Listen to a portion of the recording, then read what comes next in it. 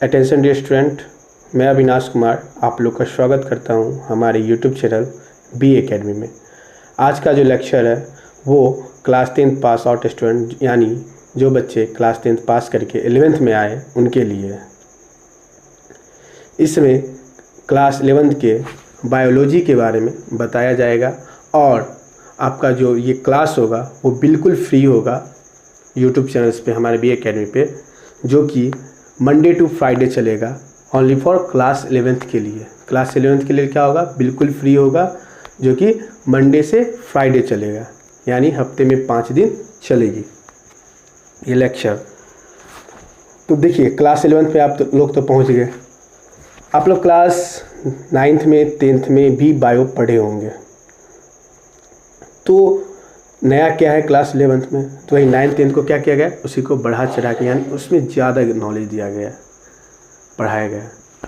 तो ठीक है, तो सबसे पहले हम देखते हैं कि बायोलॉजी होता क्या है।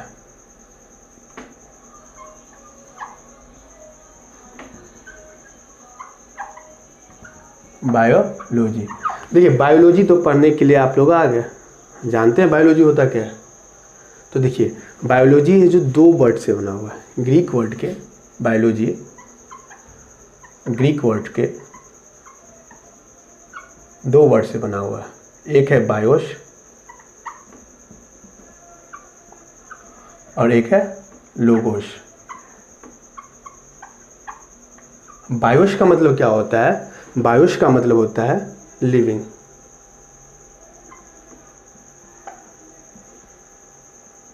और लोगोस का मतलब टू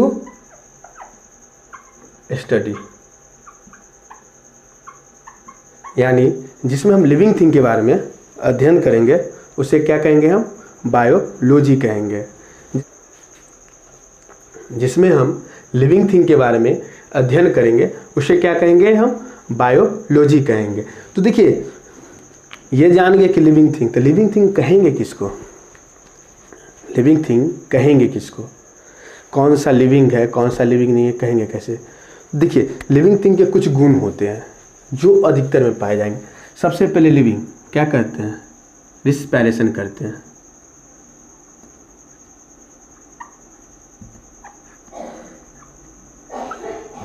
सबसे पहले लिविंग क्या करते हैं, तो रिस्पायरेशन करते हैं।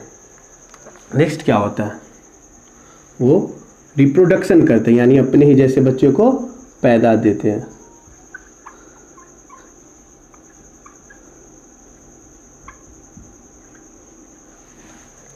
तीसरा नंबर, वो डाइजेशन करते हैं, यानी खाना पचाते हैं।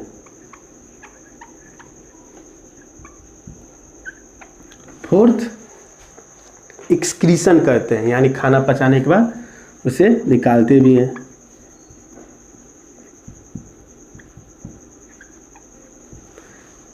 क्या करते हैं, और तो ग्रोथ करते हैं।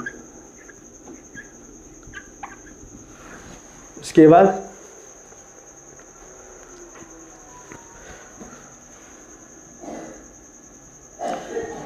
बाद इगेशन करते हैं,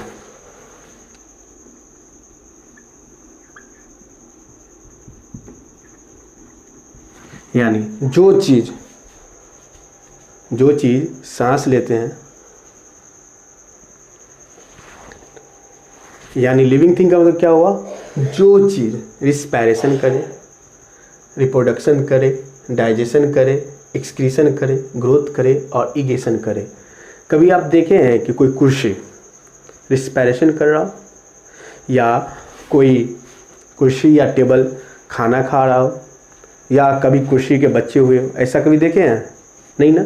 तो लिविंग थिंग क्या होंगे, जो रिस्पायरेशन करते, रिप्रोडक्शन करते, डाइजेशन करते, एक्सक्रीशन करते, ग्रोथ करते, इगेशन करते हैं। अब बताइए हम लोग लिविंग थिंग है कि नहीं है। यस, हम लोग क्या है, तो लिविंग थिंग है। हम लोग रिस्पायरेशन भी करते हैं, रिप्रोडक्शन भी करते हैं, डाइजेशन भी करते हैं, एक्सक्रीशन भी करते हैं, ग्रोथ भी होता है हम लोगों में, और इगेशन भी करते हैं। कभी देखे हैं कि एक टेबल आए, वो टेबल बढ़ के और ज़्यादा बड़ा होते गया, धीरे धीरे और बड़ा होते चला गया, ऐसा कभी हुआ है, नहीं ना। उसी प्रकार लेकिन देखिए हम लोग में क्या होता है, हम बच्चे सबसे पहले बच्चे थे, उसके बाद क्या हुए, उससे बड़े हुए, उसके बाद उससे बड़े, और धीरे धीरे क्या होगा, बढ़ते रह जाएंगे। तो क्या होगा, लिविंग थिंग, जिसमें हम लिविंग थिंग के बारे में अध्ययन करते हैं वो क्या कहलाएगा, बायोलॉजी कहलाएगा।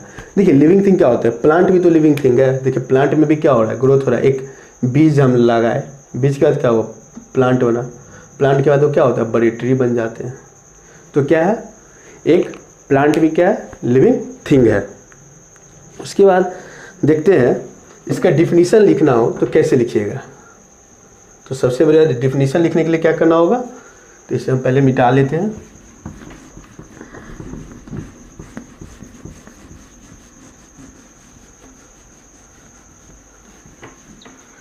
तो इसी का डिफिनेशन क्या होगा, it is the branch of science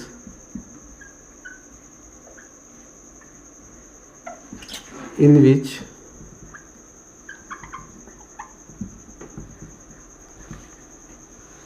study about living thing। इसका डिफिनेशन क्या लिखे हम, it is the branch of science in which study about living thing. क्या हुआ, देखिए ये एक साइंस का ब्रांच है जिसमें हम क्या स्टडी करते हैं, तो लिविंग थिंग के बारे में स्टडी करते हैं। देखिए ये टर्म जो है बायोलॉजी, तो सबसे पहले यूज किसने किया होगा ये जानते हैं। तो देखिए the term of biology, the term of biology coined by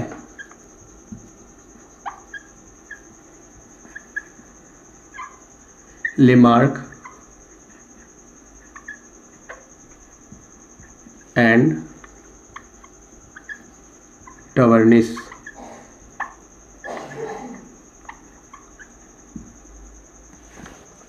ये जो टर्म है बायोलॉजी नाम का, वो सबसे पहले किसने बोला था, तो सबसे पहले बोले थे लेमार्क और टवर्निस ने।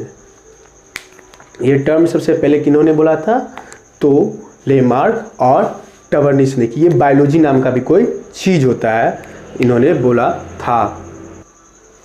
इसके बाद हम लोग जानते हैं कि बायोलॉजी को कितने पार्टों में डिवाइड कर सकते हैं।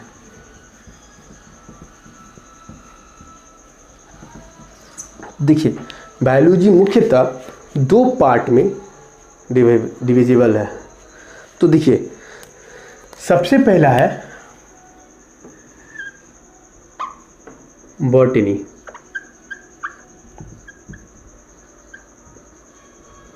और दूसरा क्या है, तो वो है जूलॉजी।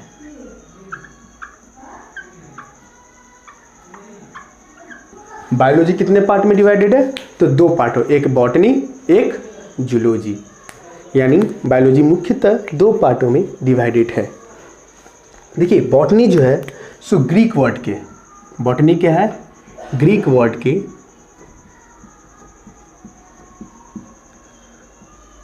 बोटेन से बना हुआ है। बॉटनी क्या है, तो ग्रीक वर्ड के बोटेन से बना हुआ है, जिसका मतलब होता है, बोटेन का मतलब क्या होता है, हर्ब ऑब्लिक प्लांट। यानी जिसमें हम हर्ब के बारे में यानी प्लांट के बारे में अध्ययन करते हैं उसे क्या कहेंगे, बॉटनी कहेंगे। उसके बाद हम देखते हैं कि इसका डिफिनीशन कैसे लिखेंगे। सबसे पहले ये देखते हैं, तो लिखेंगे it is the branch of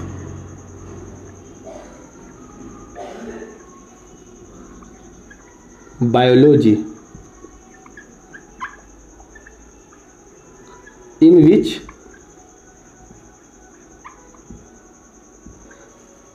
study about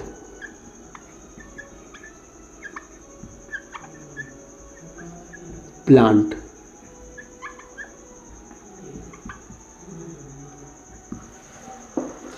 इसमें क्या करते हैं, हम अध्ययन करते हैं सिर्फ बायोलॉजी के एकमात्र पार्ट जिसमें प्लांट आते हैं। यानी बॉटनी क्या है, जिसमें हम पेड़ पौधों के बारे में अध्ययन करते हैं, उसे क्या कहेंगे, बॉटनी कहेंगे। जिसमें हम सिर्फ पेड़ पौधों के बारे में अध्ययन करेंगे उसे कहेंगे बॉटनी। देखिए बॉटनी जो है सो इसके जो फादर हैं बॉटनी के वो है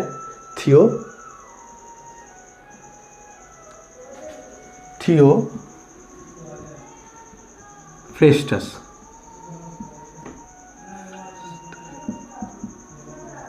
फादर ऑफ बॉटनी कौन है, तो थियोफ्रेस्टस।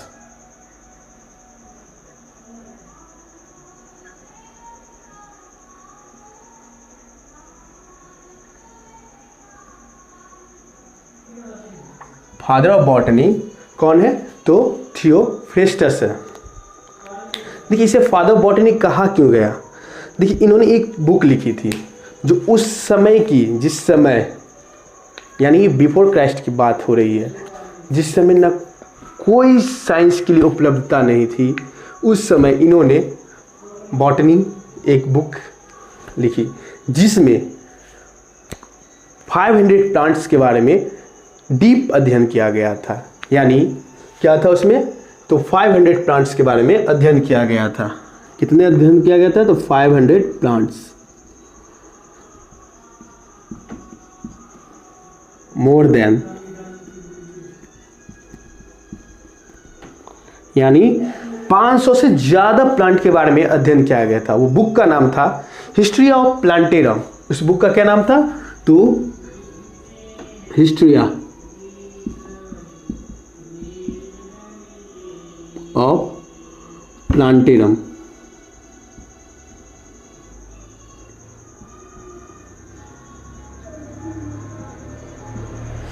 उस बुक का नाम था हिस्ट्री ऑफ प्लांटेरम। देखिए ये चीज आप लोग को याद कर लेना चाहिए कि बॉटनी के फादर कौन है, तो थियोफ्रेस्टस।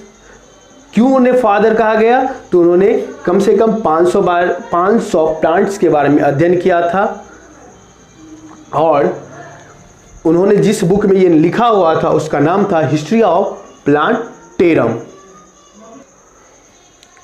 इसके बाद हम देखते हैं जूलॉजी। जूलॉजी क्या होता है, तो देखिए जूलॉजी जो है, जूलॉजी भी क्या है, ग्रीक वर्ड से बना हुआ है। जूलॉजी क्या है, तो ग्रीक वर्ड से बना हुआ है। ये जून प्लस लोगोस से बना हुआ है, लोगोस। देखिए जून का मतलब होता है एनिमल एंड लोगोस का मतलब होता है टू स्टडी।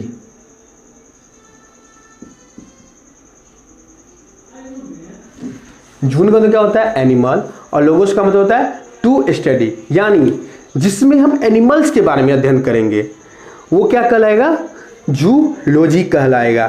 तो देखिए इसका डेफिनेशन देना होगा तो क्या देंगे, it is the branch of biology in which study about animal।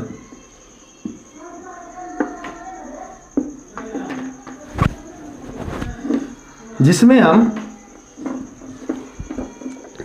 जानवर के बारे में अध्ययन करते हैं वो क्या कहलाएगा, जूलॉजी कहलाएगा। देखिए उसके बाद क्या है कि जूलॉजी बनाया कौन, तो देखिए जूलॉजी जो बनाए तो इसके फादर ऑफ जो होंगे, फादर ऑफ नहीं, इसको लिखेंगे एरिस्टोटल। एरिस्टोटल इज रिगार्डेड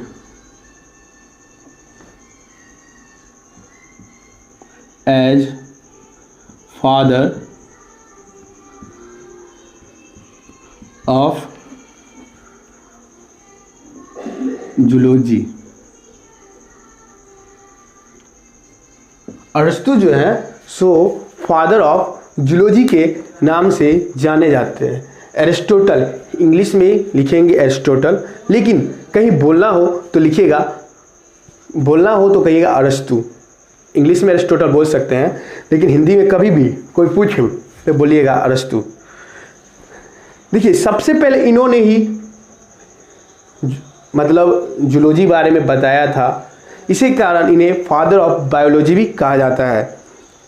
देखिए इसे जूलॉजी के फादर क्यों कहा गया, तो इन्होंने क्या क्या किया था कि सबसे पहले इन्होंने 500 एनिमल्स के बारे में डीप अध्ययन किया और उसे एक बुक का नाम दिया, जिसे नाम दिया गया हिस्ट्री ऑफ एनिमेलियम। जैसे थियोफ्रेस्टस ने हिस्ट्री ऑफ प्लांटेरम नाम की बुक लिखी, जिसे 500 प्लांट्स के बारे में अध्ययन था, उसी प्रकार एरिस्टोटल ने हिस्ट्री ऑफ एनिमेलियम नाम की बुक लिखी, जिसमें मोर देन 500 एनिमल्स के बारे में अध्ययन था। तो बुक का नाम क्या था? हिस्ट्री ऑफ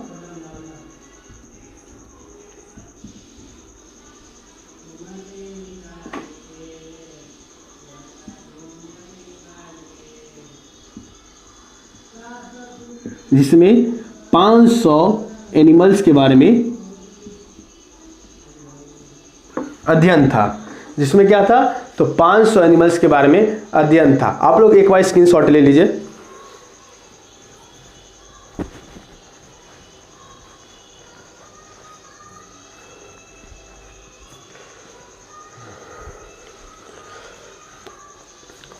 तो देखते हैं, एक तरफ बॉटनी, एक तरफ जूलॉजी, बीच में बायोलॉजी। तो देखिए बायोलॉजी सबसे पहले एरिस्टोटल ने ही ये बुक लिखी थी, तो उस समय सबसे पहले फादर बायोलॉजी किसे कहा गया? तो एरिस्टोटल को कहा गया फादर ऑफ बायोलॉजी। कौन हुए? तो वो हुए एरिस्टोटल।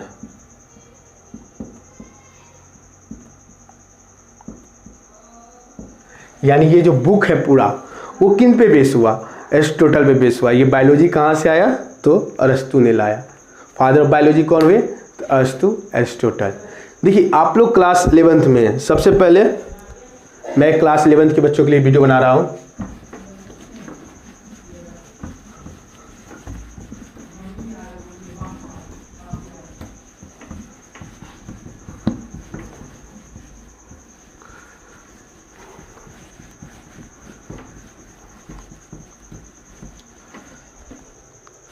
ये वीडियो किन के लिए है? तो क्लास 11th के लिए है। देखिए क्लास 11th में है तो आप लोग को एनसीईआरटी रखना कंपलसरी है। क्या है? कंपलसरी है। एनसीईआरटी बुक है, इसे रखना कंपलसरी है। इसमें क्या है? तो सबसे पहले ये देखिए,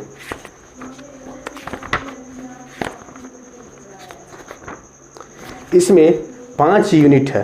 क्या है? तो 5 यूनिट है। एक पेज ये और एक पेज ये। और कितने चैप्टर हैं? तो 22 चैप्टर हैं जो आपको कंप्लीट करने हैं। कितने चैप्टर है? तो 22 चैप्टर है और 5 यूनिट है। तो इस यूनिट को हम लोग कैसे कंप्लीट करेंगे? तो देखिए कल का जो सेशन होगा हमारा, क्लास जो होगा कल का, वो होगा द लिविंग ऑर्गेनिज्म। क्या होगा? द लिविंग ऑर्गेनिज्म, यानी फर्स्ट चैप्टर। और आपका जो लेक्चर है वो डेली इसी यूट्यूब चैनल पे 7 बजे सुबह में आ जाएगा। आप लोग कोशिश करिएगा लाइव देखने का, ज़्यादा से ज़्यादा कोशिश करिएगा लाइव देखने का। आपके इसमें जितने भी प्रॉब्लम होंगे उसे डील किया जाएगा। और ये जो लेक्चर है वो बिल्कुल फ्री है। क्लास 12th के लिए भी मैं स्टार्ट करूँगा, लेकिन वो पेड कोर्स होगा। लेकिन जो 11th का है वो बिल्कुल फ्री है। तो आप लोग ज़्यादा से ज़्यादा इस ऑफर का फ़ायदा उठाइए।